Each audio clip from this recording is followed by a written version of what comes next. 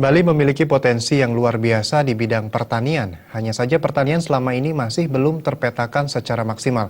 Kedepan Bali perlu memetakan produk unggulan yang potensial dikembangkan di setiap daerah.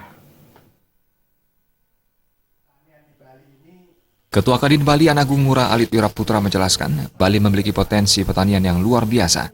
Hampir setiap kecamatan di Bali memiliki produk tertentu, seperti bedugul baturiti yang khas dengan tanaman stroberinya, petang dengan asparagusnya, dan kubu tambahan bondalem, serta sririt terkenal dengan anggurnya.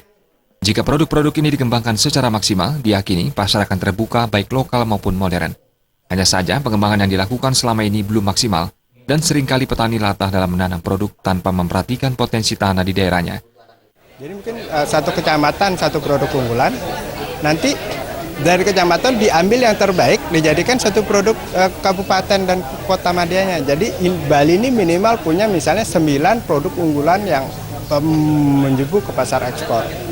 Dan beberapa kecamatan di Bali ini memiliki satu produk-produk yang spesifik lainnya. Kenapa hal ini dilakukan? Untuk agar tidak terjadi latah. Selama ini kan latahnya begini.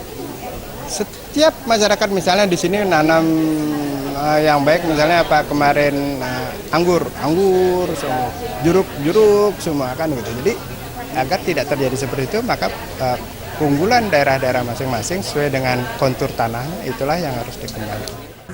Selain klasifikasi produk, petani Bali saat ini juga masih terkendala pasar.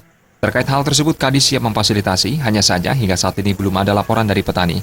Padahal laporan ini penting agar Kadin bisa mengambil tindakan baik pencarian pasar hingga proses hukum jika diperlukan. Jenny dan Murawira, Bali TV.